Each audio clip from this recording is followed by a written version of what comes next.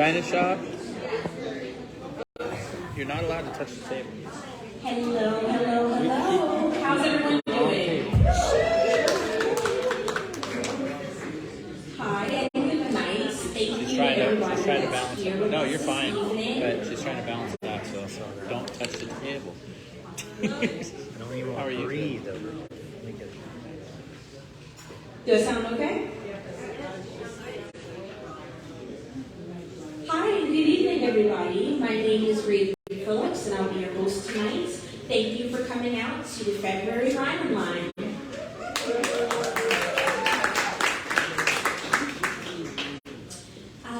For some of you, maybe didn't get a chance to join us earlier, but earlier this afternoon, we had a workshop with the lovely Mr. Thomas Lynch.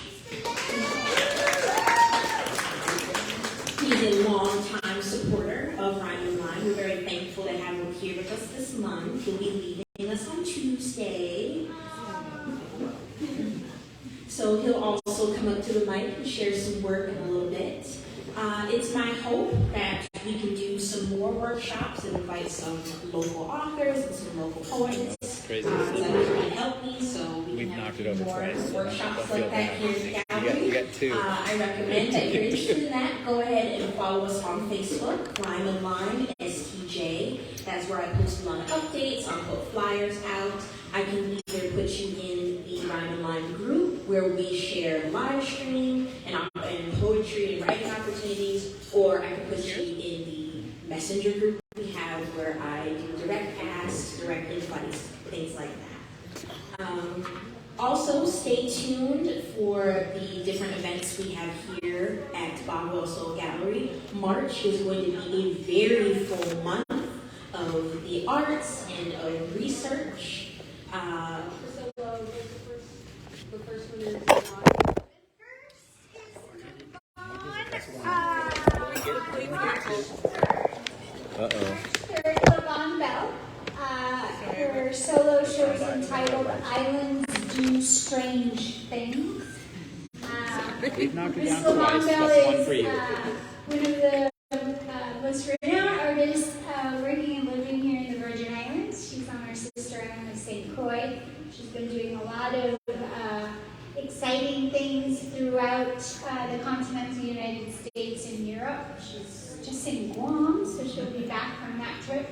She has a compilation of really interesting work, and that show will open at 4 o'clock Friday, July 3rd.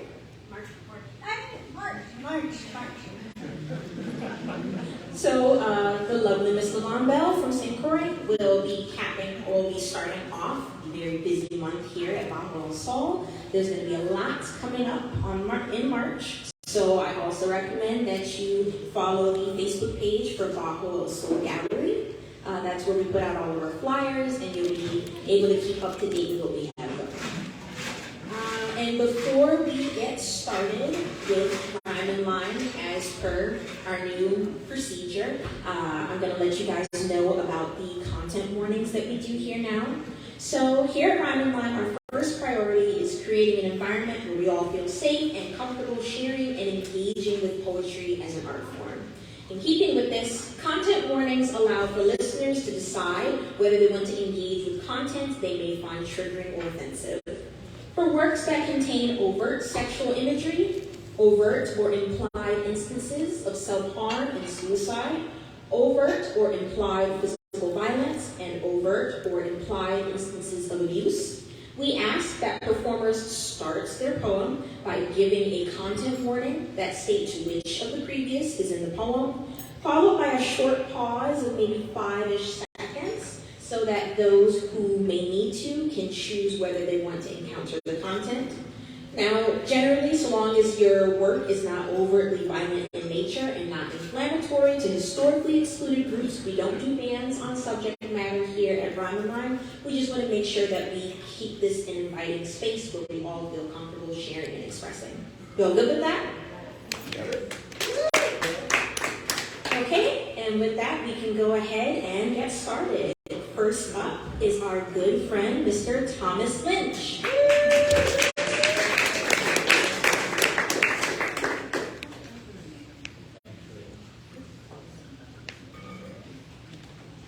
What a delight it is to be here again, and I want to thank Priscilla and David, and Raven and Lauren, and all the people who make events like Rhyme and Line possible. How important it has been to create a community of poets where they can feel, among one another in a world that estranges us from so much. A community of writers is a safe place. So I really want to thank Bajo el Sol for being that safe place. Having tuned in virtually, you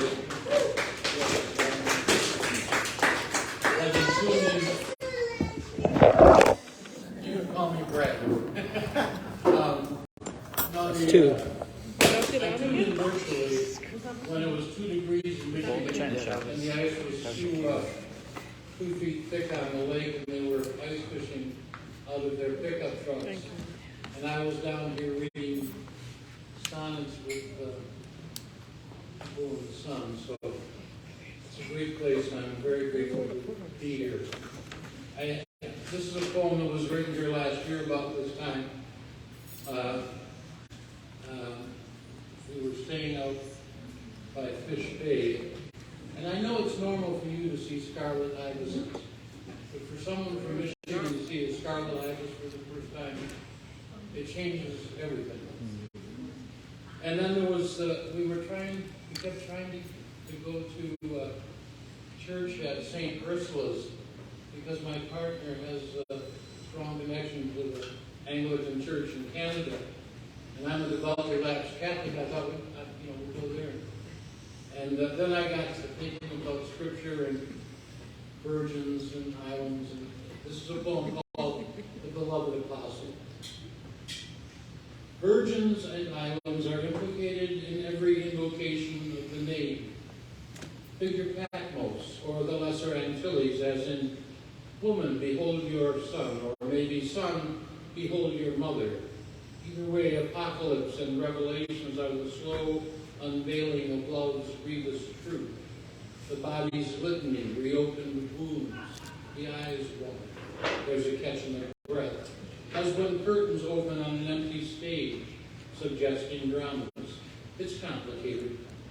We say the characters and narratives, the ways we intersect with one another as neighbors or acquaintances, as friends with benefits or without, as fellow travelers, eager lovers, co-religions. Consider Ursula, virgin and martyr, after whom these islands take their names. Was it 11 or 11,000 virgins? Who can say? Or was she 11 when they locked her head off near the river Rhine? Are there cults of virgins everywhere? The Cruz Bay Anglicans built a church for her. But what about the Tiano and Fareed, the fierce and friendly islanders he found when Christopher Columbus ran aground hereabouts in the archipelago. The doctrine of discovery made him claim the New World for an old Italian pope, whose bulls stole everything and canceled them, claiming that the ground they found was empty. But better bring this rhyming round to John, whom Jesus loved, according to the book John wrote his Gospels and epistles in, like snowy egrets and scarlet ibises, gliding like kites over the salt marshes, or iguanas in the Bougainvillea, apostles on the island sands of Greece, seeking after something always out of reach. All creatures sane and sentient agree, another soul, another day to seize, another someone of their sort and species, another meal, another meaning, please, God, another sign beyond comprehension, another truth to be told, like God is love, so is love God? Or is that too simple? 1 John 4:16 states it plainly, thus, he who abides in love abides in God. As for me, I'm taken with that wedding feast at Cana, where the Galilean changed stone casks of water into casks of wine. A metaphor that always brings to mind how saving up what's best for last reminds the thankless of the call to giving thanks for unexpected joys and dispensations. To find, for example, in old age, love, the sort John writes of in his epistles, like looking in the eyes of godliness to find our being in another's eyes, or feeling the sweet creation's call to be beneath the soft hands languid bottom one, or whispering hosannas in an ear, thanks be, yes, oh God, that's it, just there. I'm lapsed in almost every way that counts. Am old and bald and really on the ropes, my body's broken, nonetheless my soul still seeks succor in the Beatitudes, the meek, the peacemaker, the sore at heart, the banished and rejected specimen who wins the race or gets the girl in the end, who for reasons best known to herself sees himself alone, as worthy of her touch. The steps are working, promises come true. In spite of shaken faith, I still see through some mysteries wherein the God of love abides with open arms beckoning, beyond the fear of final reckoning, beyond reason and its calculations, a grace abundant and undeserved, the gift of yet another day, a night.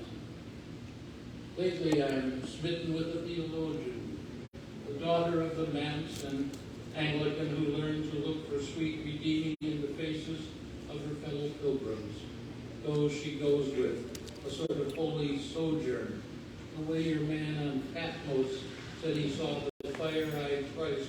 Was it in a dream? Behold, she tells me, we are as we are. No reason to pretend it's otherwise, which makes me feel approved of in a way I haven't been approved of in a while. Is this how the beloved apostle made the dying master feel sufficient in the deathly passion passed upon him? The substitutionary atonement, vicarious redemption's brutal end, the blood and guts mortality he bore as sacrifice and ransom for the sins, a bitten apples often implicated of Adam and Eve, which shut Eden's doors, according to the nuns we had at school. Not Ursulines, but virgins all the same, blessed virgins of the Immaculate Heart of Mary, who bore the infant Jesus Christ, the Lord, as part of a plan to ransom the poor world. What say we're all just looking for a garden, looking for a place of safe repose, where we can be more naked than ashamed, ourselves together without ourselves alone, with mighty nature at her spectacles, where though long dead and gone, we're safely home with our lost lovers, our parents gone before us, children and siblings who brought us sadness with the way they disappeared so very soon, leaving us all too terribly alone. Maybe what we're looking for is an upper room, the table set, the dinner on the hob, Da Vinci in the corner on his own with paints and brushes, canvas. Is that John or Mary Magdalene nearest to Jesus, swooning at something he's after saying about betrayal and its awful toll? The Son of Man, the bloody Lord of hosts, whose passion was a gruesome way to earn the restoration of love's eager, open limbs, a theme to which Roy Orbison returned in '61 when Baudelaire Bryant wrote that tune about the way love scars and wounds and marks for the B-side, the side of running scared. Love Hurts made it up to number 5 on the charts, all of us crooning with our broken hearts. Love is just a lie made to make you blue. According to Phillips, and Baudelaire learned some things about love's sorry truth, while seeking to sort the heart's remonstrances. I've read that John and Mary Magdalene were married at the wedding feast at Cana, just one of several working narratives theologians advance about the story, the changing of water into wine, or lemons eventually to lemonade, much as love makes life's torments bearable. An ordinary girl becomes the bride, the ne'er-do-well next door, her handsome groom. By such transfigurations, we are shown the godly hand in how things come to be, the better version of themselves, how we might actually become such miracles, by living out the good Lord's chief commands, to love all gods. I love you, one God.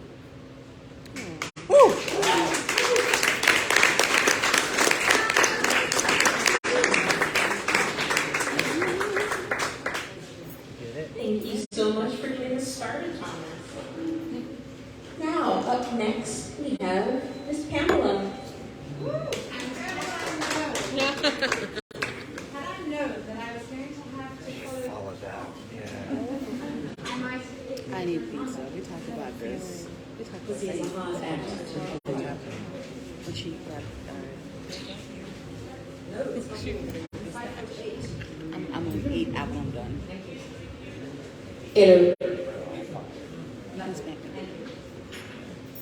But then I said that I'm a loud mouth anyway, so I probably don't need this. This is an old one from 2017, and I showed a couple my house today that they might want to buy.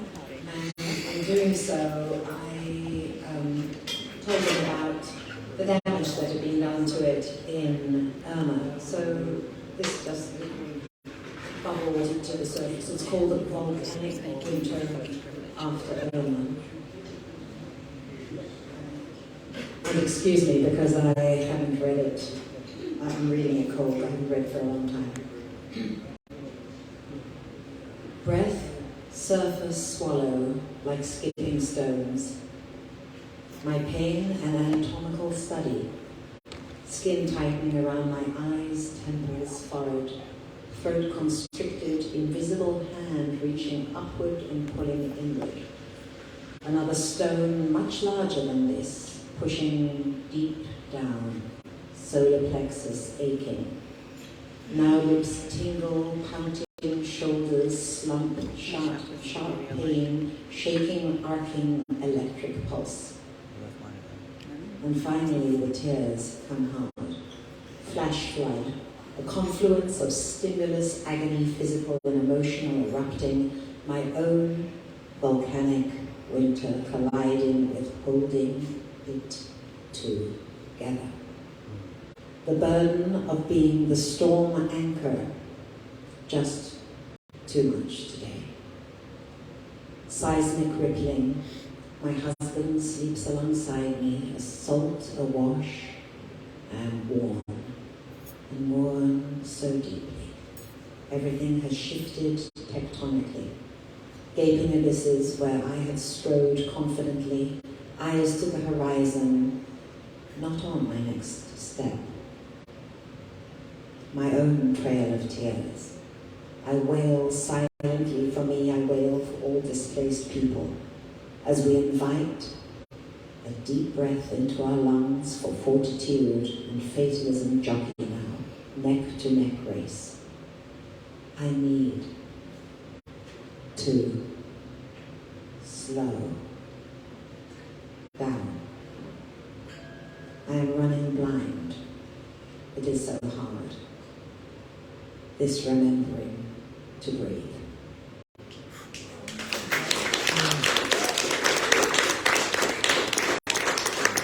I'd like to read just one more. My father, age 89, died November 8th last year. And I had a checkered relationship with my dad.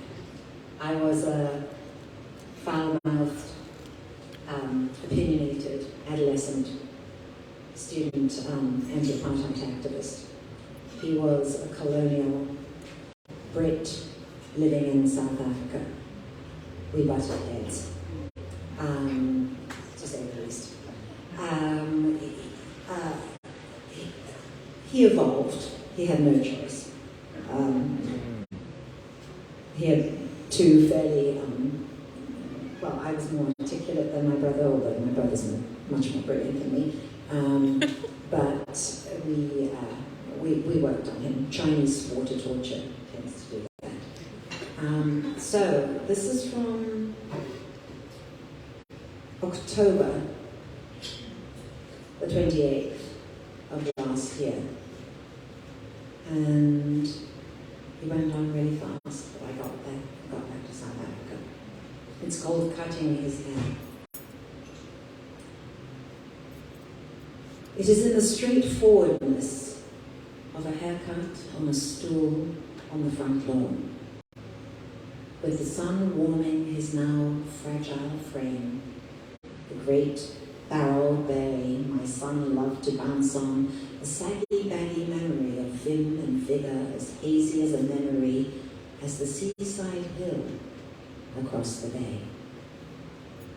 Mindful of my resting hand, softly stroking his shoulders and back, as even a gentle touch startles him now, as if slapped. My beloved, complicated father, a case study of fortitude, charm, and long-held and somewhat addressed prejudices. Vice brain, now gently slipping, and overall good guy. It is his derby to my mother's Joan, his king checkmated by his queen, that will be hardest to let go. And I feel him, gently, and I feel him even now, ever so gently, sand sifting away between my mind's eye fingers. This precious time today, taking longer than needed, cutting his hair.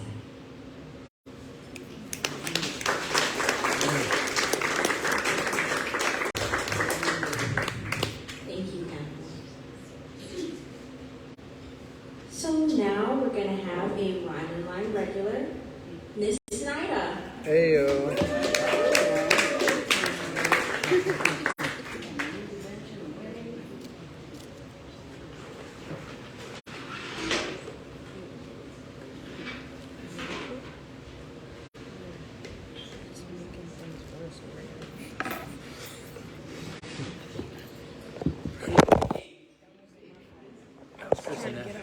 It's hard to follow those two as it always is.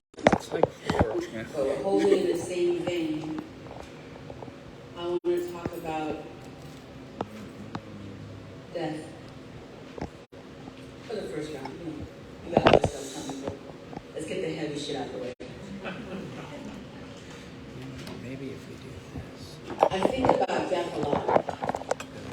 Its existence is a conversation we aren't really having. It's an after effect. The burn of too bright light on our retinas momentarily blinding you as you step out of or into the sun, whatever your perspective. That's what it's like. No one is wrong or right in this analogy. We are all just data, experiencing symptoms. So maybe that's the meaning of life. We are data experiencing symptoms, and death is a foregone, decided conclusion to the experiment. Our pipettes stand ready to dissolve our DNA in a saline solution of artificial tears. Is this why we cry? Our bodies, like empty husk shells, left discarded wherever our last breath rattles out of our rib cage, our spirit, our essence mingles with the wind. It's important to sit with the dead for at least an hour after they pass. The Jews call it sitting bris, and the traditions have their own rules, but it's important. The sitting, the wake, the holding of space, the remembrance of life, the great experiment, the meat, the data, the stories, the histories, the triumphs and the tribulations. Whether you view life as a journey with destination unknown or an experiment, thank you for the company. Because oh, how I love good company.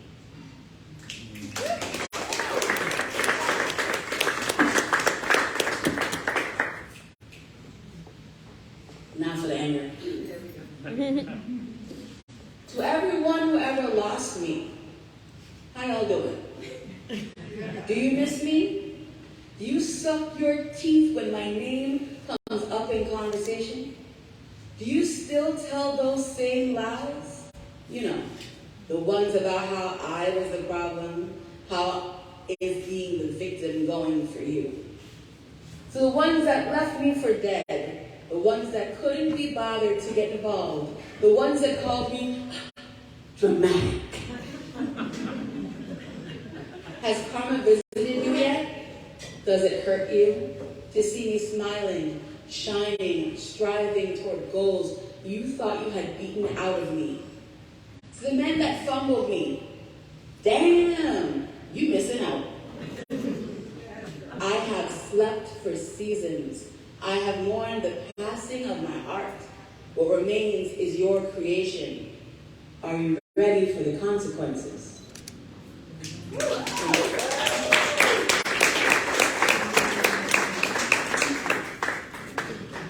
Thank you, Nyda. Same thing. So, just so everyone knows, Nyda is one of several poets that usually does about 2 rounds. So normally what we do, we go through our set list of people that have signed up, and then after everybody that's signed up has an opportunity to go, anybody that's already gone or anyone that hasn't signed up that feels called to share something, you'll have an opportunity to come up. I'm trying. So up next we have Katie.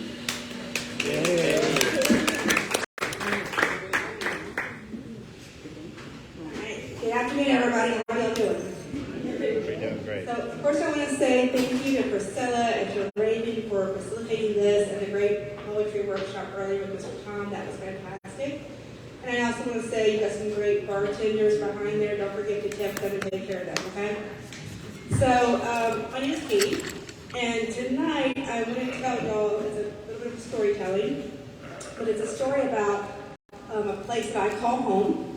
When I say that New Orleans is my home, it does not mean I was born in New Orleans, but it means that New Orleans is a place where my heart feels most at home. Do y'all have a place like that? Or maybe you're not from there, but your heart is from there, and you know it, right? So that's how I feel about New Orleans. I moved to New Orleans in August 1st of 2013, and August is brutal, very humid, and very hot, and I was unpacking. And on the 3rd day in New Orleans, I decided I needed to find a swimming pool. So I took out my iPhone and I Googled swimming pools. You know how your iPhone tells you the closest pool? And it said that you have a country club 0.3 miles away. And I was like, I love country clubs. I had just moved to New Orleans from a resort community in Tennessee, and I was like, I know what a country club is, right? Got golfers and golfers' wives and the little tiny tennis outfits and the boys that bring the drinks at the pools. I love a good country club. So I put on my swimsuit and my cover-out and my flip-flops, and I go down to the country club in New Orleans. And they took my ID and they put a stamp on my hand. And I'd go out in the back, I'd put my stuff up at the table, chairs, and I go stop by the bartender, and I was like, I need a pina colada, and it's not a big deal, but you've got a guy that's naked. And, I was 29 at the time. I'd seen a penis before, but I just thought they should know. So the bartender gave me this look, and I go sit in the pool. He said, I'll bring you your drink when I get ready to get naked. So, you know how when you enter a pool, and you enter the shallow end, and you're careful because it's cold? So I'm doing that for a while. Finally get comfortable in the pool, and I start looking around the pool, and there is a ton of naked guys. And so the bartender brings my drink, and I said, again, not a big deal, but you should call security because there's like 12 naked dudes. And the bartender's like, ma'am, this is a clothing optional pool. And he's like, if you have a problem, you can leave. And I was like, I don't have a problem, but just country club does not mean in New Orleans what it means everywhere else. So there I am. I'm at this country club, my first clothing optional experience. And this girl comes up to me, this woman, and she's like, did you know? And I said, no, I didn't know.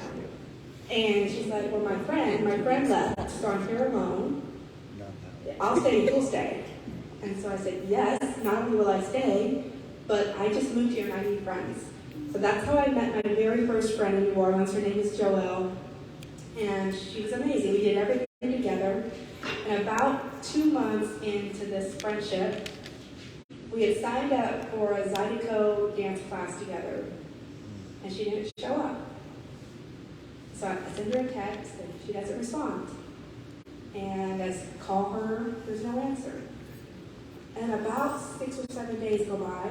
And so I reach out to a coworker that I had met at trivia night, Raj, and I was like, Raj, I can't get a hold of Joelle. He calls me back, and he's like, Nyda, I thought you knew. I'm driving back from Liberia. She passed away.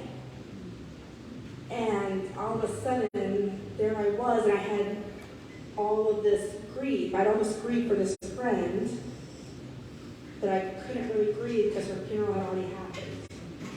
And I didn't know what to really do, so I went back to the country club where I first met her, And it was a Tuesday, and it was like 11 a.m., and I'm in the pool there with my grief, and this guy keeps sending drinks over, and I just wasn't in the mood, right?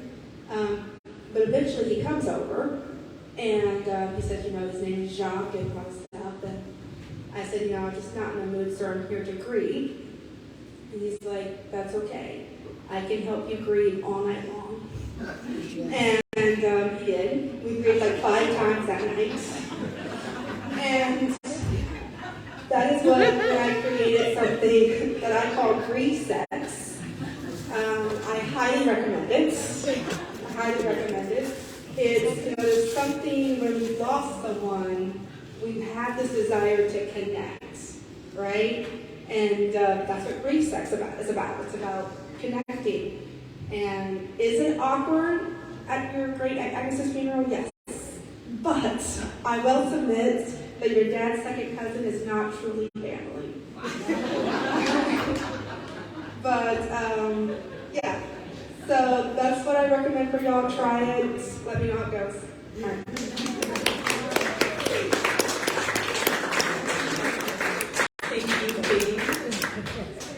So we're going to have another Rhyme and Line regular, and he's also going to let you know about some poetry that's going on over in St. Thomas.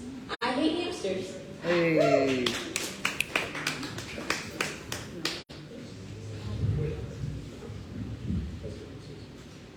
Hey guys, what's up? So I am ihatehamsters, and I am, in addition to being a poet here, I'm also a host of Spoken Word Wednesdays over on St. Thomas. I see a bunch of familiar faces in here that were just with me this past week, so that's pretty dope. So you all heard me plugging this event at my event last week, so now you're going to hear me plug my event at this event for next week. You got it? This is all going to go around. And I will say, as Mr. Lynch says, that having a community of writers and poets together, super, super dope. I see several faces tonight that I won't name names because, I won't call anybody out, but that I know have shared for the first time publicly ever at my event, and now they're here sharing in again for the second time, like in a week or maybe in a month. And so that's really cool to see that community building, people feeling that sense of acceptance and safety and coming out and coming up. So I say that about the community to say this, which is two things. One, we will run again this coming Wednesday, which is the 1st. Normally we're every other week, but we kind of got off schedule or whatever. This coming Wednesday, the 1st, we'll run again. If you can make it, dope, cool. The prompt for this week, you can write about anything you want. There's no theme, but if you want a prompt, it is, who am I? I am. And then explain who you are. Who am I? I am. However, the one where I really, really, really want everybody to please, take out your phone, put it in your calendars now, please. Wednesday the 15th of March is going to be the Young Poets Showcase. So this is like pushing really, really hard with Charlotte Amalie High School and Ken High School, where I have several daughters who attend, and the local schools to really get the young poets to come out and start sharing their stuff. And it would be super dope to have folks in the room also to support them and give them that sense of community, that sense of safety, and so forth. Because we really want to build a pathway for the young poets to come up and feel that safety and start their writing vibes. So please, please, please, if you do nothing else, jump on the ferry and come across on the 15th. It is 6:30 to 8:30. It is at Tap House, which is down in the Historic District. It's right behind Caribbean Surf Company. It is 2 blocks down from Emancipation Post Office. You see Caribbean Surf. It's in the same building, just the back of that building. And also if you follow me, I Hate Hamsters on IG, you'll see the updates and all that sort of stuff. Sorry, I don't do Facebook. I think it's Evil Empire, so I won't go there. Anyway, but yes, please come out and support the youth poets. That is super, super important. The DC Baltimore scene where I come from, that is like everything. Young poets come out, the older poets, like protect them, help them, push them along. It's just so, so huge. So with that, my piece for this week is whose history? When my European history is the default curriculum, but others Native American or African American history are electives, that should make you go, That would be like teaching our children that 2 + 2 = 4, but being afraid to also teach them that 4 + 4 = 8, a number which is greater than 4, but is banned by some white protectionist hater who only stands for that which is comfortable for them, as if their people are some gleaming gem, like the blood diamonds in Africa, which many have been killed or enslaved over, so Europeans could take those stones back for her. You know her, the Karen, who is so busy caring for the whales and the snails, but too fragile to learn about the trails, which ran underground, or the ships which ran aground, as the occupants were left to drown. That history would leave her feeling a certain type of way. So that's when the racist politicians get to have their say and make sure that those courses are never allowed to see the light of day. In Florida, as of January 2023, AP European history is allowed. AP art history is also allowed, but AP African American history has been officially disavowed, which sends a message clear and loud. If you're not white, then they don't want you in their crowd. And when I say disavowed, I mean officially and legally banned. It is now the duly passed and signed law of their land that it cannot, will not be taught to any woman, child, or man. And the governor, who so proudly and publicly signed that legislation, happens to be one of the front runners to be the next president of this nation. And if that doesn't give you great hesitation, then you aren't paying attention to this presentation.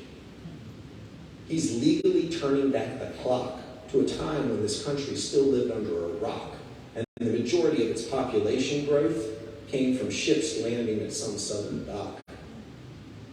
He wants us to just stick our heads in the sand and pretend that those ships never reached his precious land, or that we never actually enslaved our fellow man.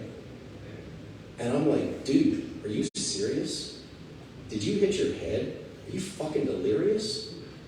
You can't simply ignore history and reality, claiming that your selective teaching has no causality to modern day systemic racial oppression and continued clan-like policing aggression, carefully crafted ignorance in schools, intentionally playing our children for fools, ensuring that they never learn their ancestors' truths so that they keep showing up in your voting booths.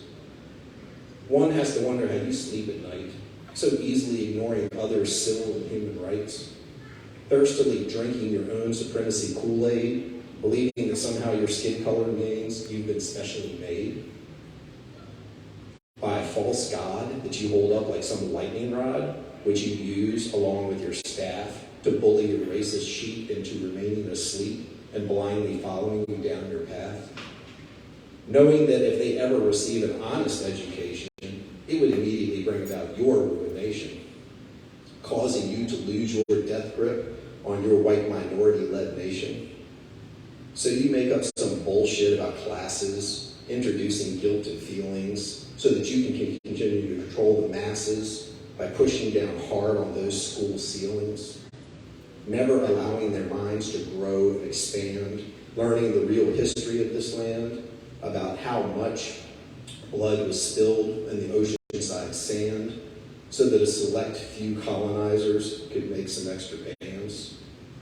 You keep preaching and teaching about how Whitey is directly ordained by the Almighty and has never been on the side of wrong, and everyone should just be duly indoctrinated and just go along. Yep, no such thing as all power to the people under your gleaming white steeples, just power to the few, because in the land of the free and the brave, ain't nothing new, especially when the history is being edited and taught by you.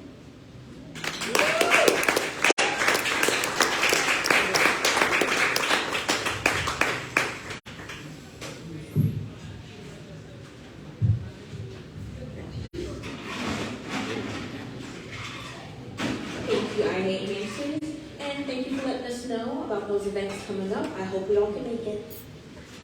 So, up next, we have a new face, Wiggins. Wiggins.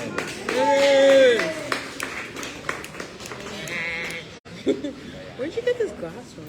Is this just water? It's just water in there. Beautiful. Isn't it? It's the prettiest water glass. Yeah. Y'all building all right? Yeah. Yeah, man.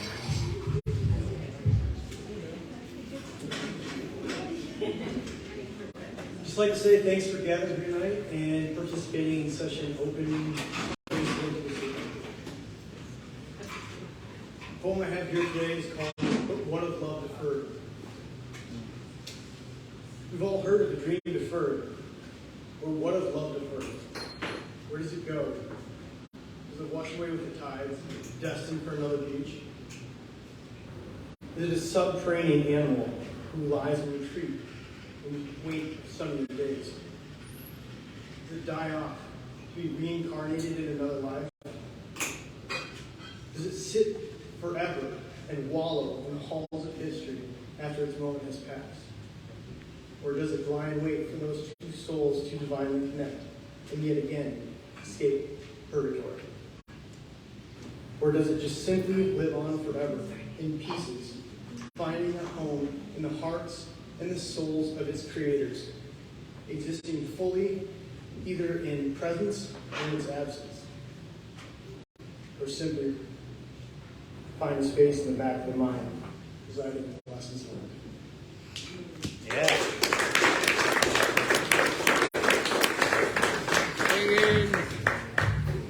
Thank you, Wiggins.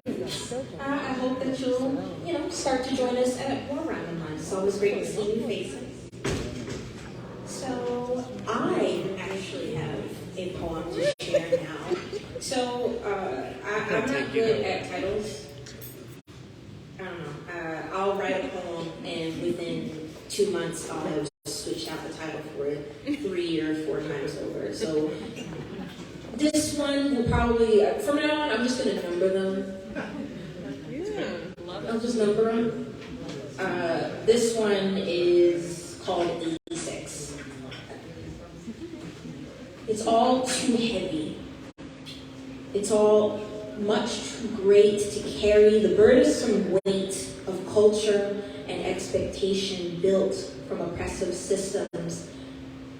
But there's strength and life and love built in opposition. There's a lot to be said when someone asks, where are you from? Where I'm from, it's more than an Anthony Hamilton song. Came before he sang those words, wrote an ode to Charlene about cornbread, fish, and collard greens, but the familiarity is all the same. Homey, Southern, crafted with love and discipline by my grandmother's hands and secrets and my grandfather's back and lies and the tears she, my mother, and I cried. And I can only hope they'll have dried by the time I start my own family.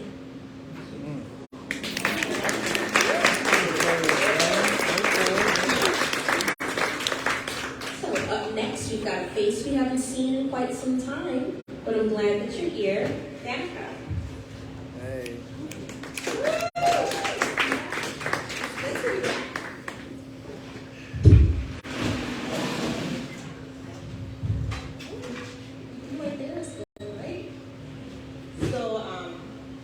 It's been a minute. Had to leave for familiar reasons. Came back for familiar reasons, and it's my first night, and I missed it. You know. So this one, I wrote it in February of 2020. You know, we reach a certain age, and it's like, it's too old for this shit situationships. That's not me. I'm white material, you know. And so this is an apology letter from my brain to my heart. Dear heart, I'm sorry that when I caught on to his lies, I didn't pimp you to it. I'm sorry that when I saw he was giving you a 649, I failed to pimp you to it. I'm sorry that when I saw it was going nowhere, I didn't demand that you walk away. Instead, I left you to suffer through it all. Initially, I felt that you had to learn the hard way.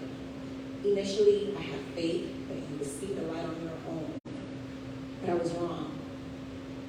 I left you to face love all on your own, and now you're broken in pieces. So while I desperately try to figure out how to put you back together, have no one else to blame but myself. So my dear heart, to you, I am truly sorry. Sincerely, Ray.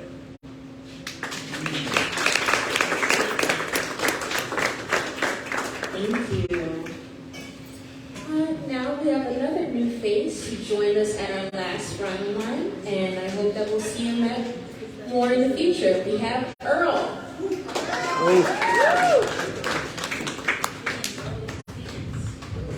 Great evening to all of you. What up? Hey. A beautiful family. That's what I'm talking about. Listen, I'm going to take a liberty, if you don't mind, to share a point for a particular culture. It is History Month, so if you don't mind, even in respect to that culture, let's loan me your ears, like you've been doing everybody else. This is titled The Bloodline. This month is a month where we acknowledge our past. Like you all, I believe this month should actually be all life long.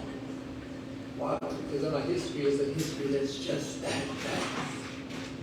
I mean, it's vast with power, and it's vast with strength. It's vast with love, and it is vast with peace. It's vast with grace, and it is vast with shine.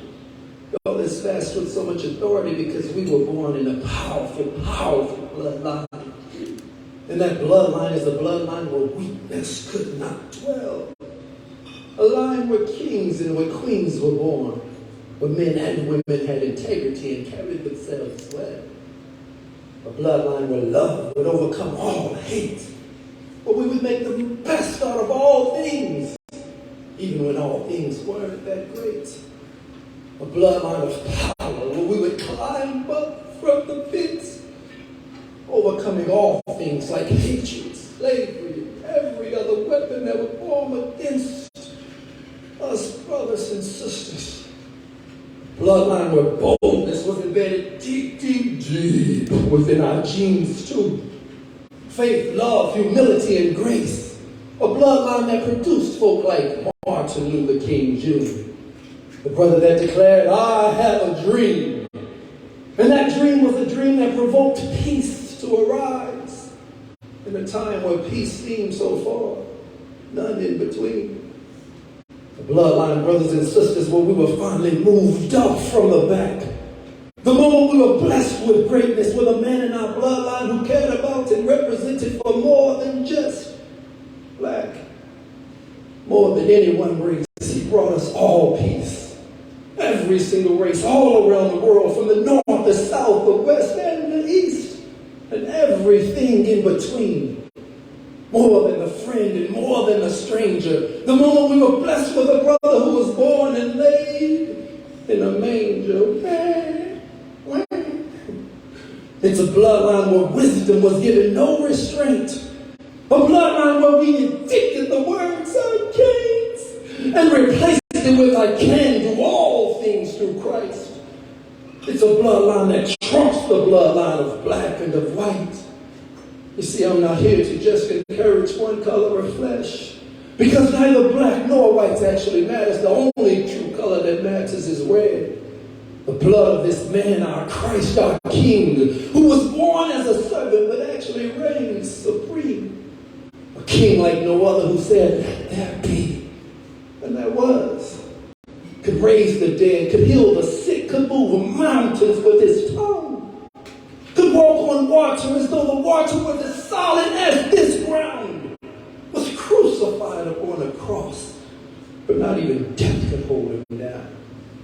That's the bloodline that you all are a part of. You and you and you and you and all of you. So brothers and sisters, please be of great cheer. And if you don't understand that you're a part of this bloodline yet, well, guess what? We'll be here when you get here. Bless you.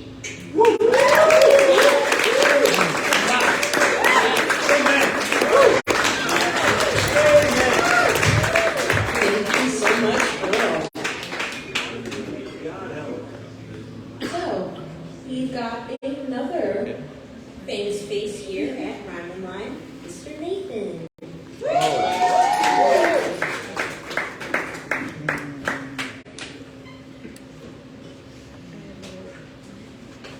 Looking sharp, Nate.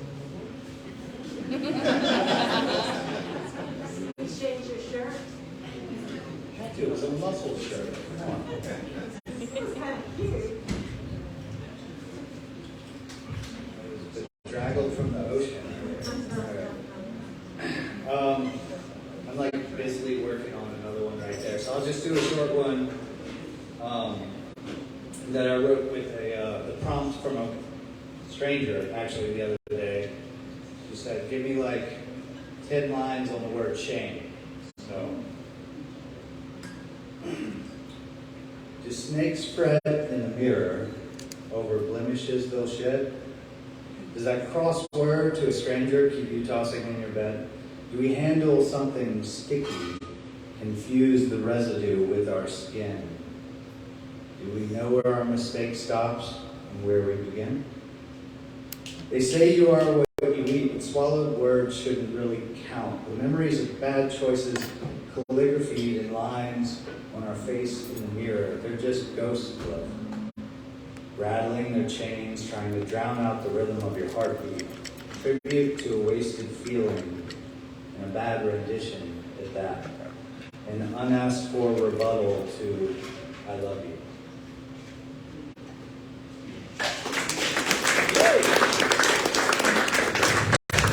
Thank you, Nathan. So this is the point in the night where I like to open up the mic for anybody that's already gone that has something else that they'd like to share. We usually open that up with Nyda. Nyda, you got something else for us? Always. Let's go, beloved. That's it.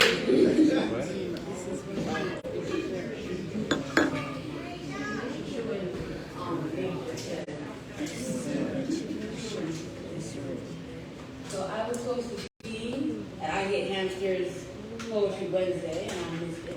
But thank you for always texting me. I swear I will show up again one day. But in the vein of that, because it was Valentine's Day, I did write what love looks like to me in 2023. I gotta start dating because shit be changing. Because last year it looked like something completely different. Love is 2023. Love looks different to different people. For me, love is a pansexual South Korean man with multiple personalities. I didn't make the rules, it just is what it is. This bow-legged, pretty motherfucker is the one. My true kryptonite. I write poems in my native tongue, and I sing songs in his because that man is brilliant. It is only when I think of him do the Shakespearean sonnets make sense. Shall I compare thee to a summer's day? Take all my comfort of thy worth and truth. With my love's pictures, with my eye doth feast upon the hours and times of your desire. My heaven eyelids the watery night, but with that wild music burdens my brow, whose worth unknown, although his height be taken, that music hath a far more pleasing sound. To quote the man himself, a baby shaman who rides on beats. I may be oblivious to the amorous intent of most because my cup is filled with the ideals made manifest that is his personhood. It's as if I dreamed him, conjured him, stole him from my own imagination. I am lucky. I know what love looks like. I can name it. Love is checking all the boxes and finding no red flags. Love is living truth out loud with no shame. Love is 30-year-old Asian men with a love for bath bombs and homemade furniture.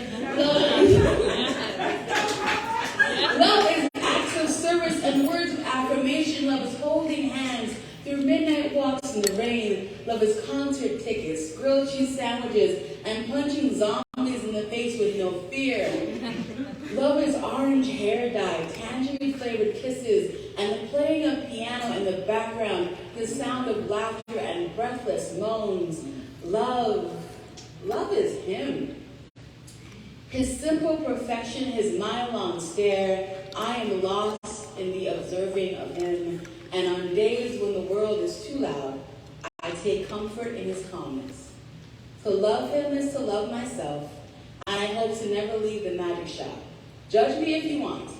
Call me crazy, call me Delulu. None of that matters, because there is still a him. My muse, my standards, a soldier, a poet, a king. Thank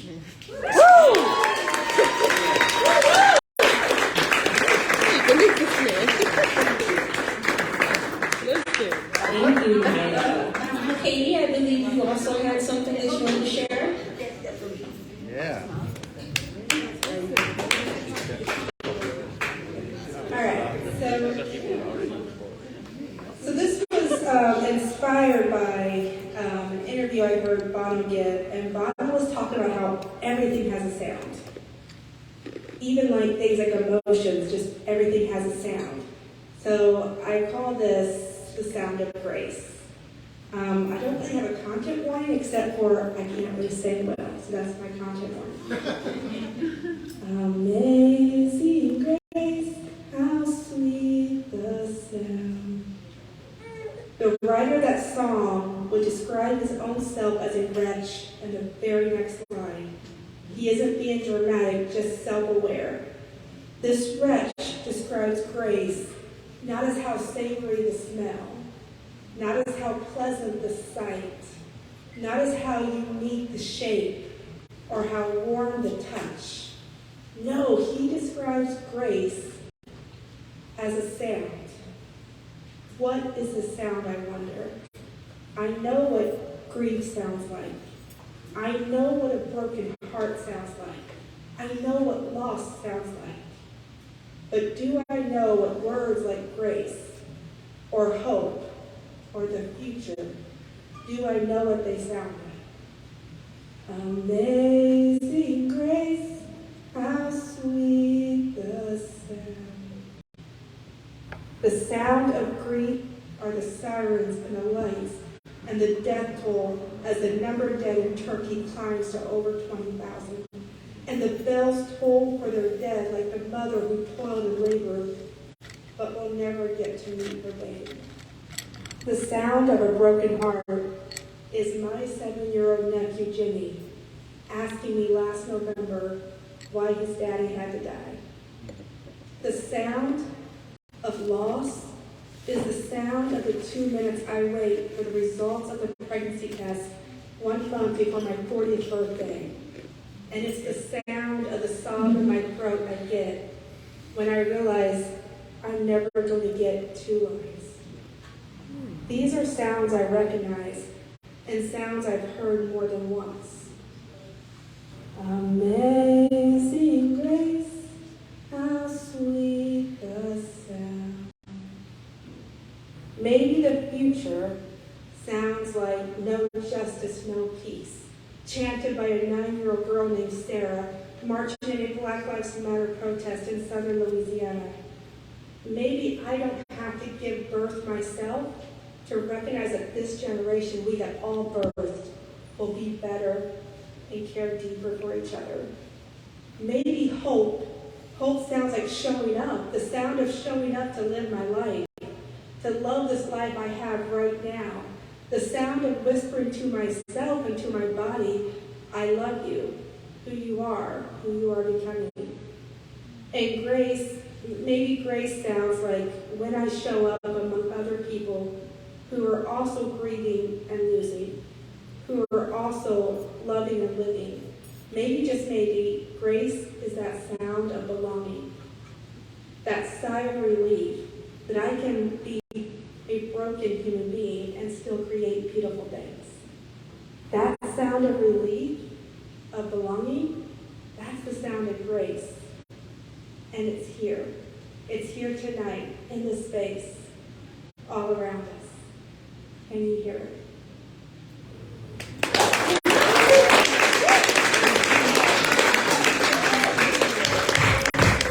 Thank you so much.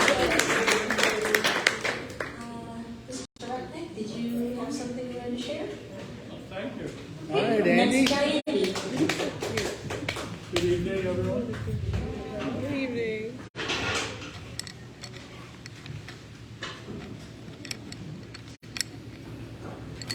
I've done a few poems at these evenings, although I've lapsed quite a bit, but it never stopped my production. So this poem is sort of a humorous look at what's occurring on St. John and probably all of our counties. As a former landscaper and person that was involved in bringing plants in and helping everything progress, actually was part of where our invasive species came from. So, unintended circumstances has created this parallel between the human and the natural world on St. John. By air, by wind, even floating on the sea. At night, by day, they always find their way. Carried on winds and seas and places far away. On waves they come, on the shores they stay. At first, just a few. Some take root. Now all can see how quickly they shade out a native tree. It's the sun and the soil that attracts them. So fertile is the virgin ground. At first just a few, then much more. How quickly they spread all around. As native trees fall, the invaders are quick to replace. Soon the hills they cover, as the virgin trees cannot keep up the pace. The sun, the water, and the soil are now plotted by a surveyor, and the fertile soils are soon depleted by the spreading of the invader. The ways of nature are subtle. Some of it can forgive, while some will feel the wrath. As history tells us, that if it becomes too overgrown, nature will always clear it. The shade from the invaders now covers the darkest forest floor, while encouraging the germination of its native seeds. Thank you.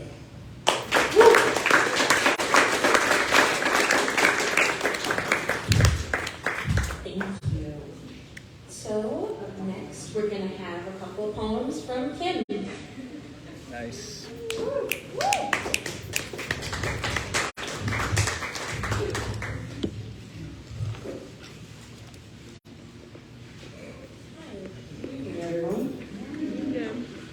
I have two poems. You guys get to take your pick. Do you want the good news or the bad news? Bad news.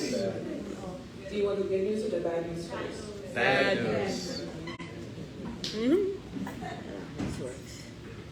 This one's called Trigger. There's no trigger word. Trigger. Trigger. Tell me, what is that? Is it the part of the gun that makes it go back? Is it the pain you feel within your chest and mind? Is it the memory that you wish you could just resign? Trigger, tell me, how would you describe it? Is it the tightness in your throat? Like you can't hide it? Is it a word or phrase that makes you choke up? Is it the smell of smoke crashing into oak? Trigger, I hear it in the way that people speak. If you're talking in a tone that makes my anger deep, it is the glare in one's eye that I saw as a child. Is it the way that you act when you think I'm not around? Trigger, I know you, way too well. You raise my anxiety and put me under crying spells. Tell me, what is your purpose? Is it to keep me safe? Because of you, I feel foolish. Like, what's wrong with you? Give me a relief. Oh, Trigger, you strike me like a bullet from a gun. You make me wonder, where did I get this from? A trigger is a wound between you and I. It shows up suddenly, then cautiously hides. A trigger is enough to avoid a certain place. A trigger is enough to hide your own face. A trigger is a lever connected with a latch. A trigger is a warning for those who make a snap. Trigger, who are you? And when will you leave? Trigger, oh Trigger, you have no use for me.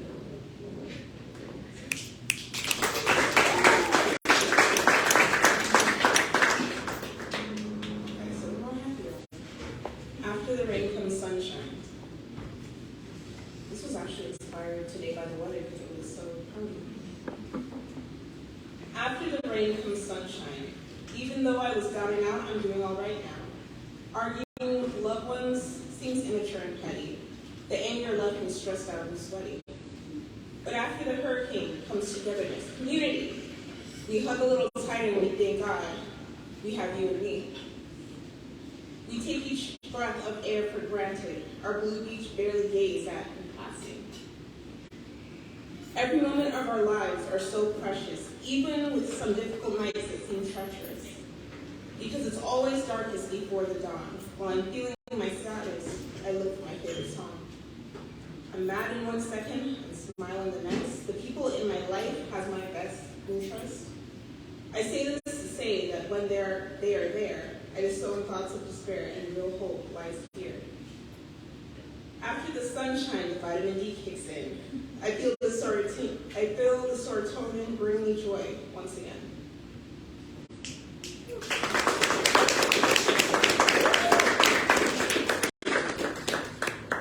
Thank you, Kim. So I believe we're going to have Danica come back tonight.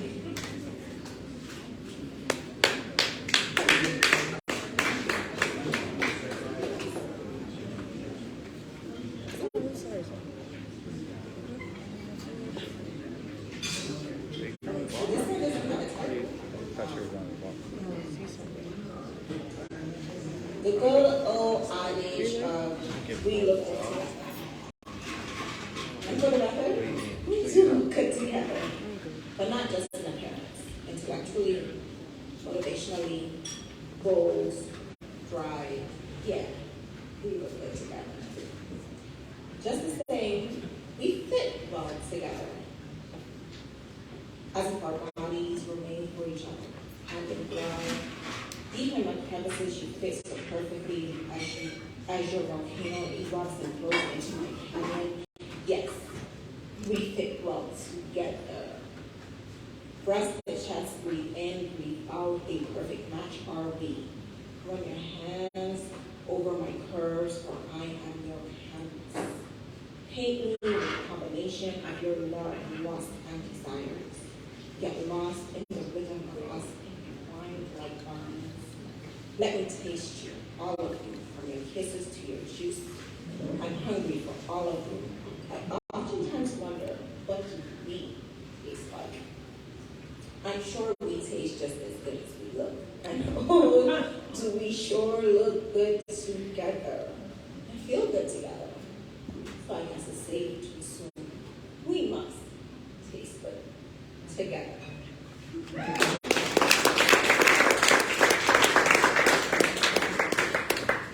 Thank you, Danica. And we're going to hear again from our good friend, I Hate Hamsters.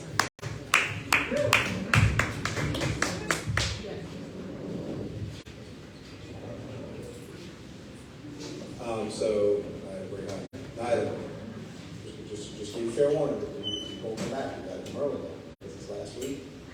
It was literally standing room only. Like, we filled up all the seats, went in another room, grabbed all the bar stools, filled all those all up. Second time, and then by the time it was done, they keep standing in the door. So, I know, right? People coming out, it's awesome. And one of the reasons I think probably we filled up so well this past week was because we did the love theme, we did 3 rounds. Love is great, love sucks, and then erotic. So for my love poem, obviously I had to do it before my love. But this was my number 2 that I was going to do. But I know, right? She doesn't. See, she doesn't. She thinks I'm supposed to love her, but I don't. She's jealous. Anyway, this is the one that it was my close second runner-up, so I'll do it tonight instead. Still, but as long as we're in February a little bit. If any of you guys know what a response poem is, it's basically when you hear a piece by a poet, and there's a particular bar or a particular something in there that just like really pops out at you, and you're like, oh, I definitely got to respond to that. I got to do something to that.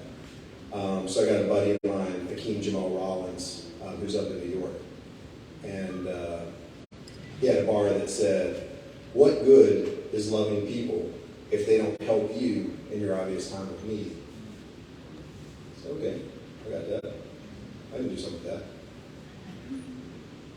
Those are the kind of words which, if you were truly practicing active listening, make you pause and look inward, not as the one doing the loving, but instead as the one being loved. Are you doing what it takes to earn that love?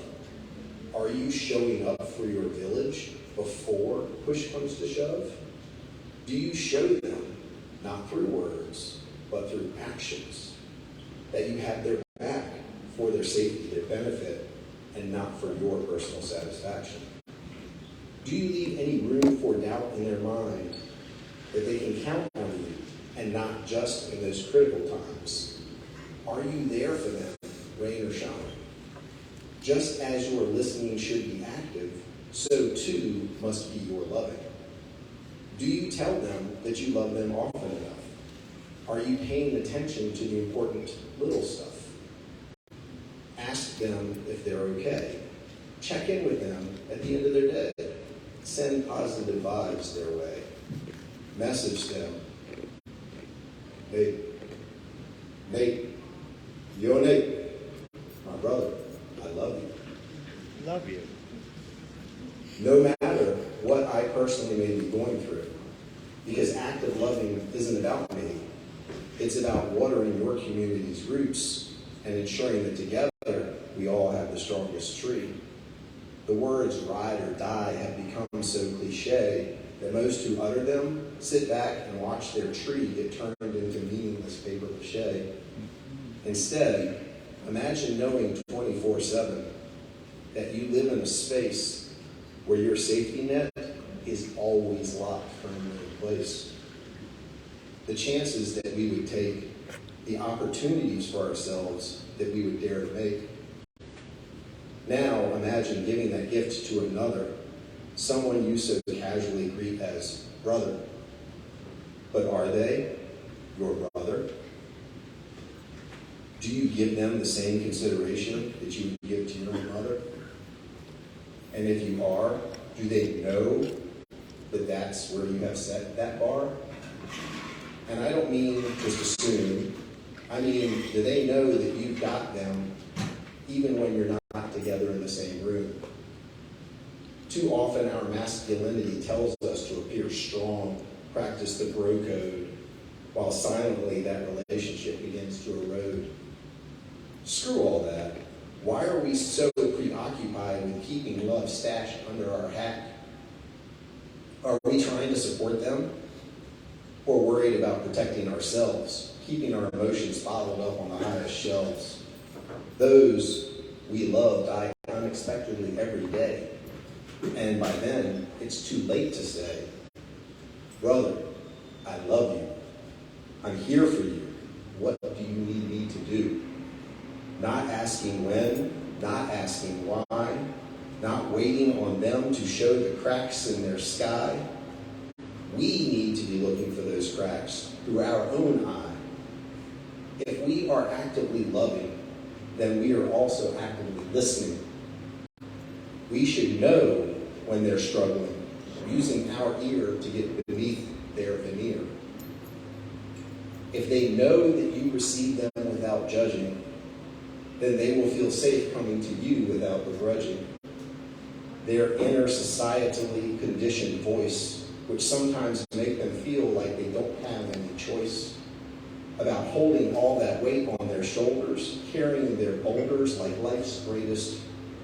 carrying their burdens like life's greatest boulders, causing them to make desperate decisions, which sometimes end up causing life-ending incisions. Their blood slowly spilling, draining away, leaving you knowing you've waited too late to say, my brother, I love you. That's that piece.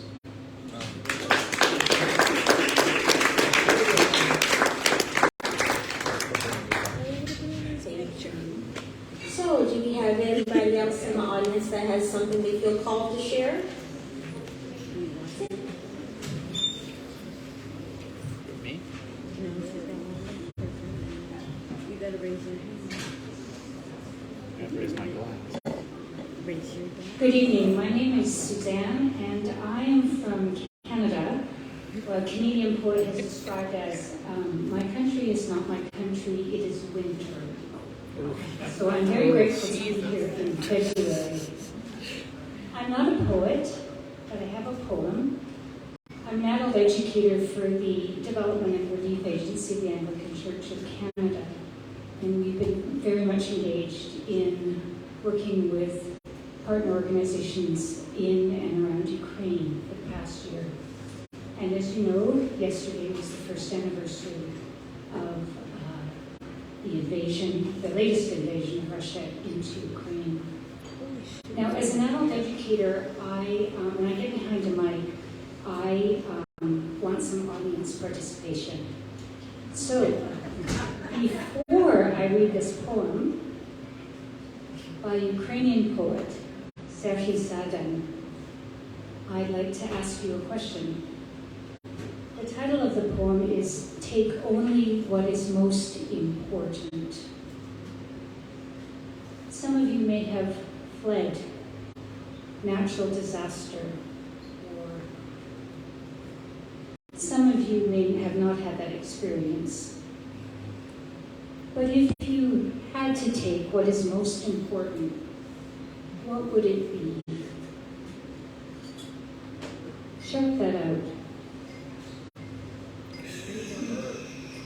You. Okay. Family. Yeah. Cats. Apples. Money. Animals. Your grandmother. Freedom. Fruit. passport, because without it, I am nobody. So, take only what is most important. And this is for our sisters and brothers in the Ukraine. Take only what is most important. Take the letters. Take only what you can carry. Take the icons and the embroidery. Take the silver. Take the wooden crucifix and golden replicas. Take some bread, the vegetables from the garden, then leave. We will never return again. We will never see our city again. Take the letters, all of them. Every last piece of bad news. We will never see our corner store again. We will never drink from that dry well again. We will never see familiar faces again. We are refugees. We'll run all night. We will run past fields of sunflowers. We will run from dogs, rest with cows. We'll scoop up water with our bare hands, sit waiting in camps, annoying the dragons of war. We will not return, and friends will never come back. There will be no smoky kitchens, no usual jobs. There will be no dreamy lights in sleepy towns, no green valleys, no suburban wastelands. The sun will be a smudge on the window of a cheap train, brushing past cholera pits covered with lime. There will be blood on your heels, tired guards on borderlands covered with snow, a postman with empty bags shot down, a priest with a hapless smile hung by his ribs, the quiet of a cemetery, the noise of a command post, and unedited lists of the dead, so long that there won't be time to check them for your own name.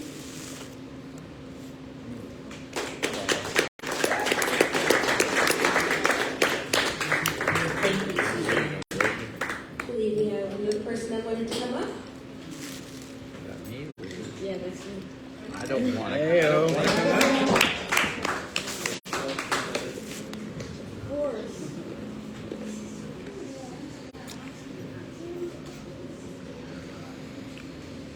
And kind of forced into this. So I'm not a poet, and my feet are not Longfellow's. But I write music, I write lyrics, and put them on Spotify and stuff like that. So I'm not really a poet, but somebody, my partner in crime here, told me I should read him as a poet. So I've had cancer for like 5 years, something like that. He says 5. Terminal cancer, and we're still going through that, so I wrote this about having it. I think it's good. So now I raise my glass in honor of my friends. For the love of my family, I hope I've made amends. Now, raise my glass for the moments we have had, and in your memories, don't ever be sad. I know how to work on it. Now, I think my body has fared better than most. I may have roughed it up a bit, but I've been a good host. Now, I've had a good life, maybe not a long one. I've made some good friends. I've tried to be the strong one.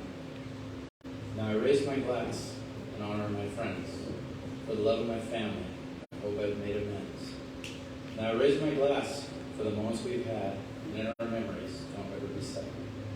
I've been up, I've been down, I've felt heartache, I've felt pain. I have loved, I have lived. Where's all I have left to give? I've been up, I've been down, I've felt heartache, I've felt pain. I have loved and I have lived. Words are all I have left to give. I know my body will one day reach its end.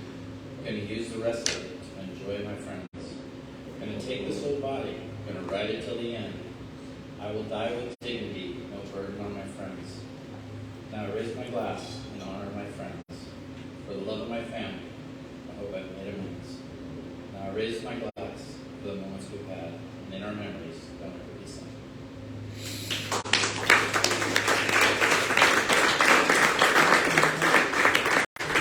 Thank you for sharing.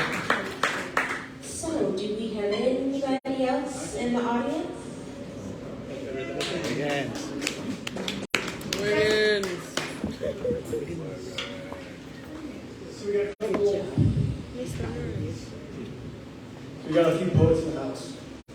We all understand that love poems are super easy to write, right? You meet somebody, you're like, oh my God, this is the last person I'm ever going to meet. I'm going to write a poem. And you think that every time, it's the last time you're going to write this new person a poem, right? It's going to be after this one. So,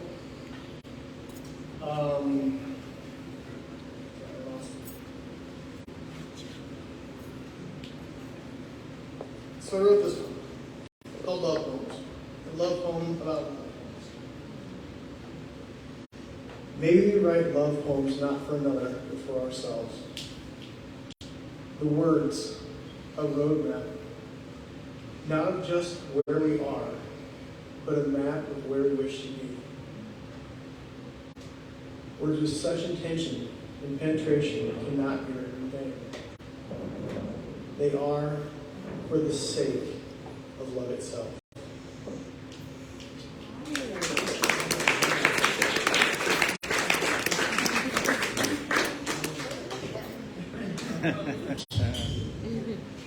Thank you so much, Wiggins.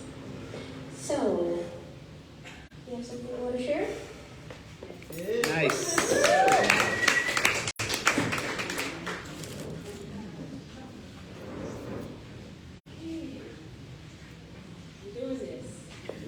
Yes, you are. But I wrote this 2 days ago, and just wanted to share with you guys. So the sand beneath my toes was rainy and cold. The banana boat floats about right and left, constantly shifting positions, untamed, free-flowing, but moves with doubt. Currently it's morning, a day unplanned, a soul at rest. I am fishing for glory, peace, and honor. Come on.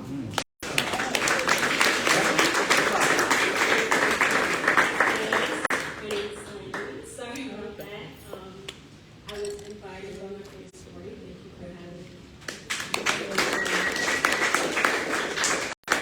Thank you so much for joining us. So, all right, and I think we're going to close out with you, Nathan.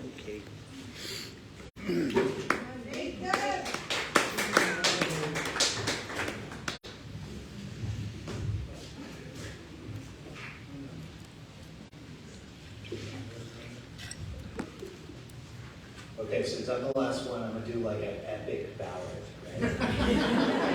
35 minutes.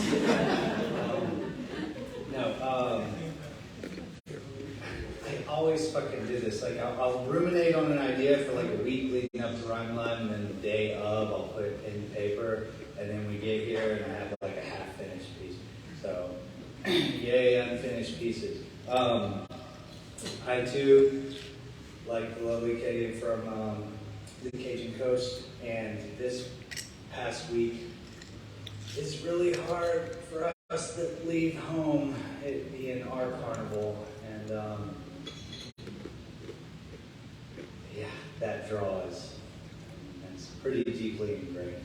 So between Mardi Gras and me being home recently, it's just really feeling home right about now. So this would be also just impressions from New Orleans as well, Crescent. The eye sees asleep, many drunk faces changing, won't keep their shape. My lungs sucking up the barroom to hold breath, to break. There, Tom waits in the corner, trying to tease out the melody from this melodramatic nocturnal sea.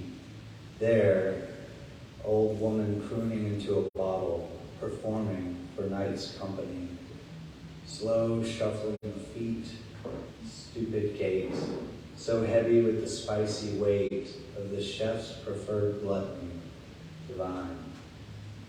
Or more slippery, sweet indulgence poured well over the line of the glass. By these our barkeep's toothy magics, the drinks that sound arcane, absent, hymns of Sazerac, hurricane. Spells and smells caress me, wood chips, magnolia, stale perfume, kerosene and cognac, tobacco smoke blue as the room, and truly us, this place, we are underwater, of black and brackish water. Crowds meet and part with the same fish-like fluidity as the swish of the hips of the woman dancing on the pole like well-oiled dreams.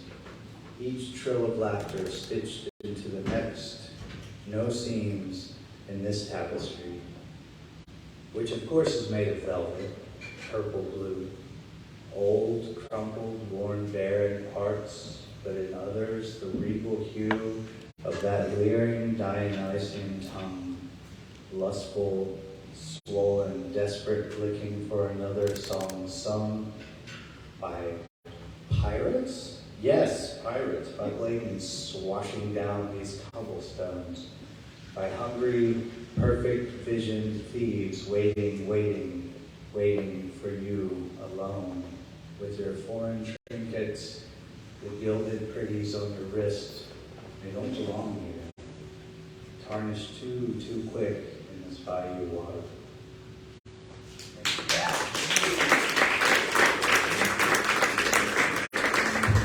Thank you so much for ending us off, Nathan. And I think that we should all take a moment to give a round of applause to all our poets.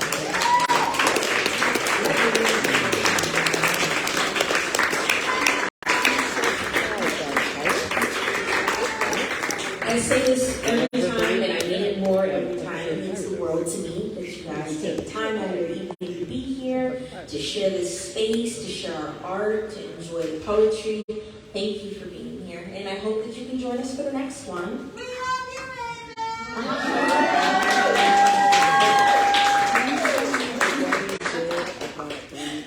And as we said before, March is going to be a very, very full month for Bajo el Sol. I hope to see you here. First up is March 3rd. We have an exhibition opening for Miss LaVon Bell. Hope to see you there. And hope y'all get home safe. Thank you. And so we're going to bring From Broheem with Love back out to the stage. Oh, so sorry. Tomorrow here at Bajo el Sol, St. John Co. will be doing a virtual release for our zine. I hope to see you here around 3 p.m. tomorrow. Thank you. I gotta go pick up my pizza. That's my favorite.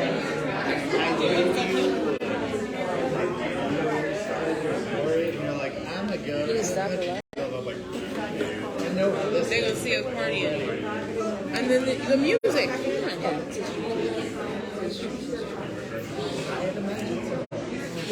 Gotta get.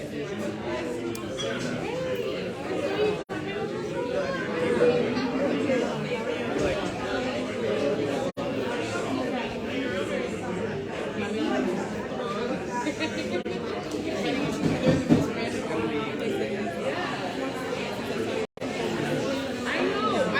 Honestly, I tried that.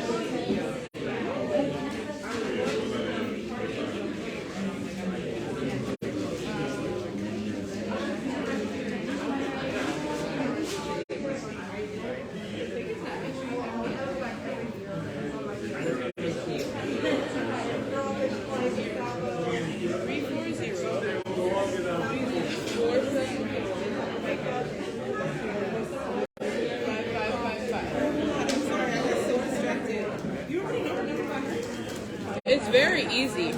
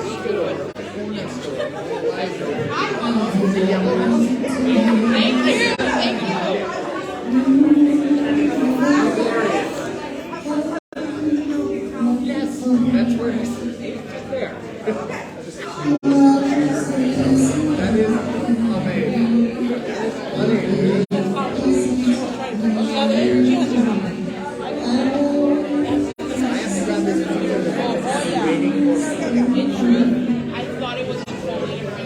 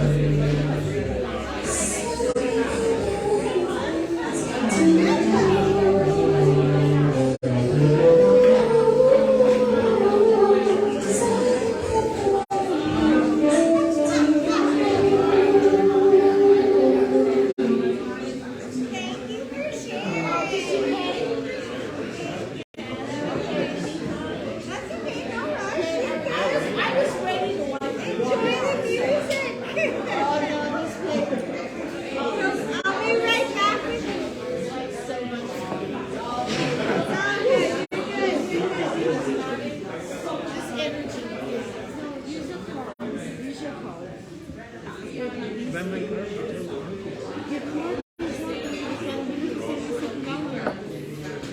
Yeah, I need that. And I'm gonna give you. You can't put it on my car. I can put it on your car tomorrow.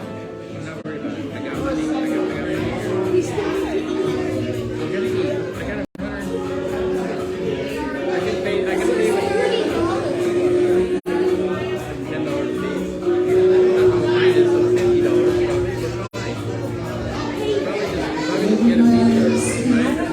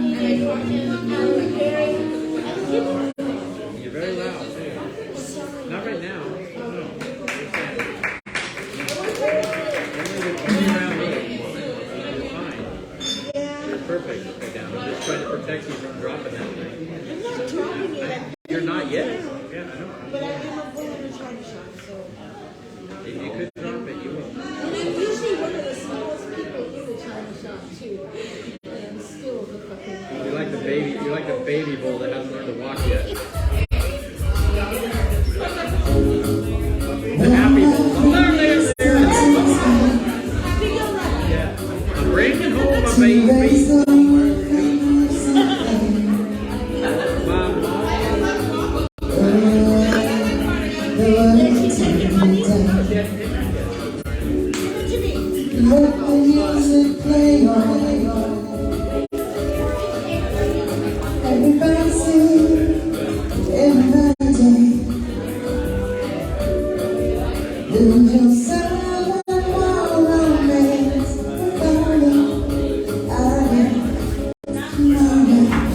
Fiesta, forever. Come on and sing all night long.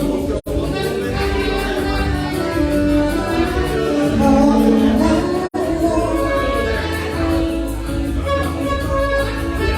All night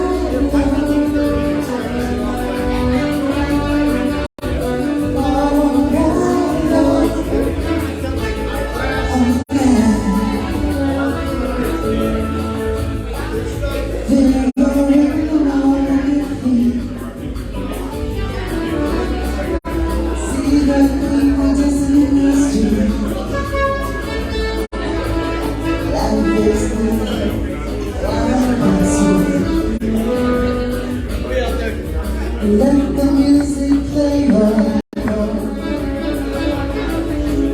Feel it in your heart and soul. Let the music take control. I'm my name, Fiesta, forever. Come on, sing along all night long.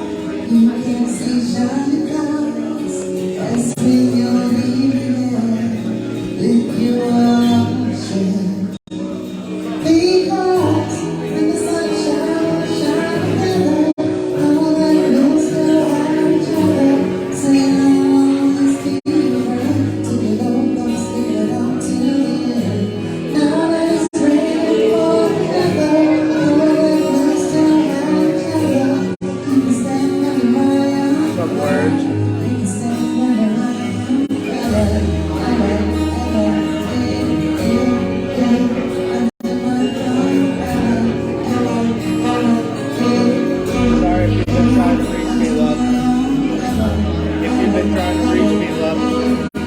Then a writer's workshop, and then our monthly events.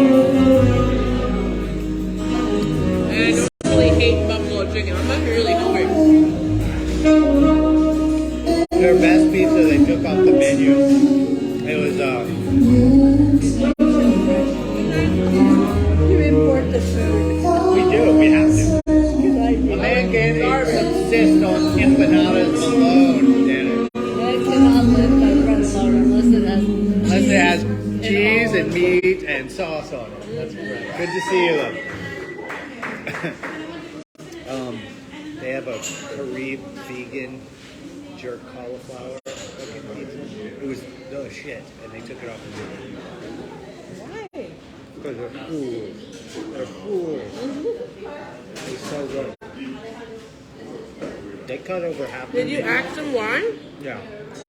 They cut over half their menu because they're trying to like get away from being viewed as a restaurant or back into a bar. Yeah. Yeah, they trade around in there. Make sure gas down. Which makes sense. They've expanded their distribution. They opened the locations. They do this. You know, they're doing like.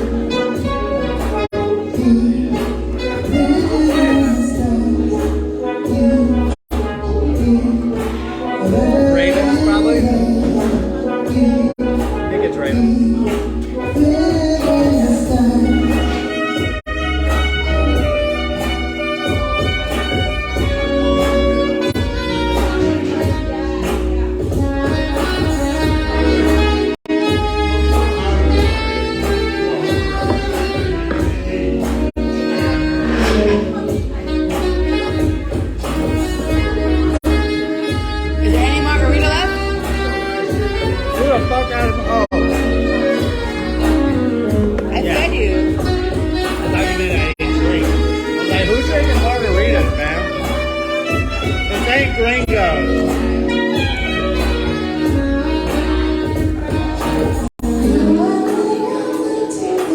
How did you get? What's that? What's that? It's chicken. It's very tangy. Very tangy. It's a buffalo chicken pizza.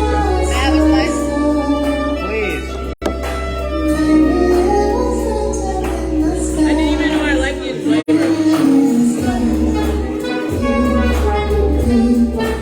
What is that? Sundog? Huh? Margarita, I guess. No, where it come from? I don't know. Upstairs? Probably. I love pastry food.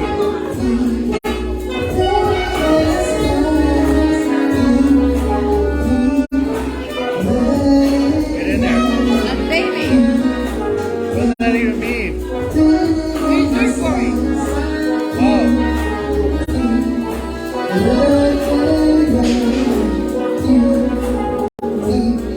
Thank you. Woo! And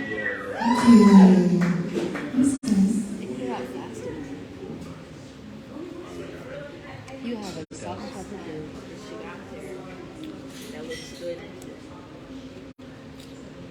You're talking to the wrong one. So that looks good when she got there. What do you eat? Not a grilled cheese sandwich. It's not a grilled cheese. You want the last piece of mine or you want the last piece of his? That's crazy. I said little piece. It's okay. I said little piece. It's okay. It's more important that I came here to harass you while you eat it. No, she like because it's Aren't you happy I'm eating something and not just yeah. I just want to water enjoy and caffeine? Water and I want to caffeine. enjoy it up close. Miss, all I have was like some eggs.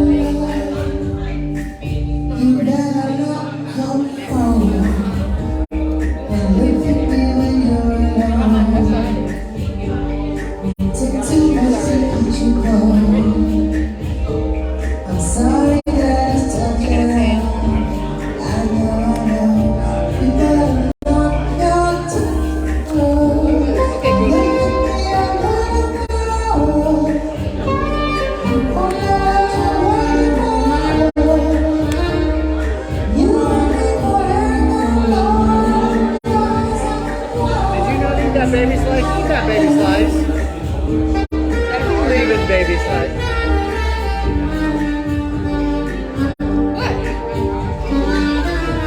It depends. Are you okay? Not you. I'll just wait until you bite that, and then we'll see.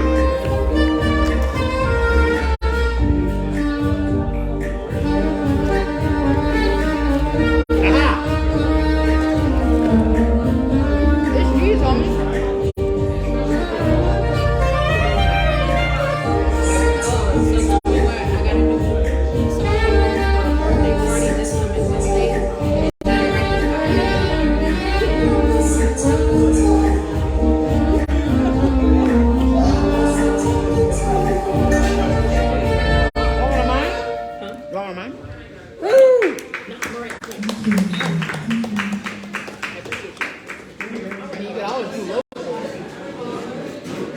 I got one called eggs that you haven't heard yet.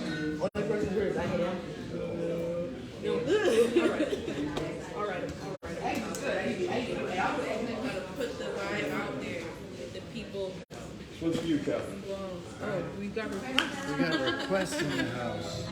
We put vibe down there somewhere? Vibes. We vibing? All out. Oh, I love that. I'll see you, love. This is where they're going. That would be awesome. How great would that be?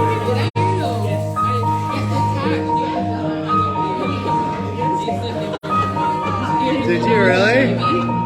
Did you tease on her ears? Guns and Roses. That's sweet.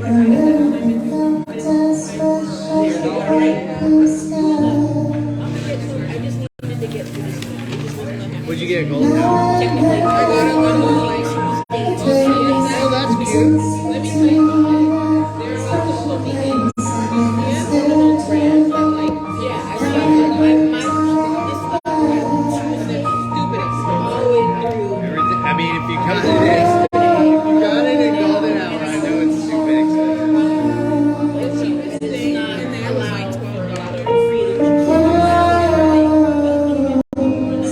I still sample all their shit. So one of my favoriteest people works in there. Alexis.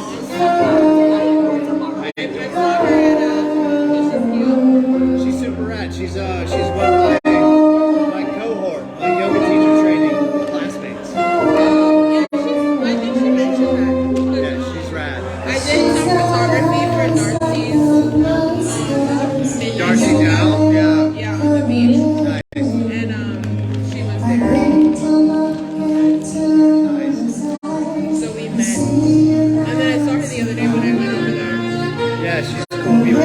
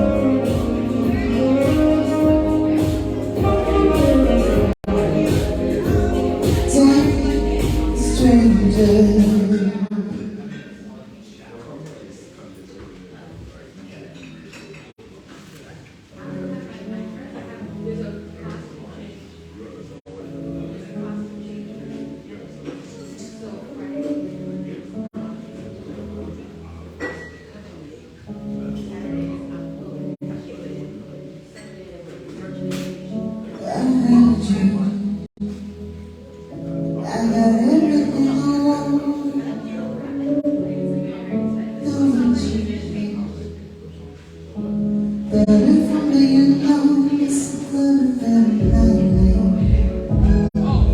to anyone who might be.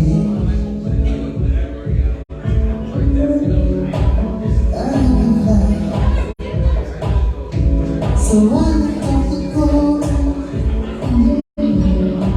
Nobody cried.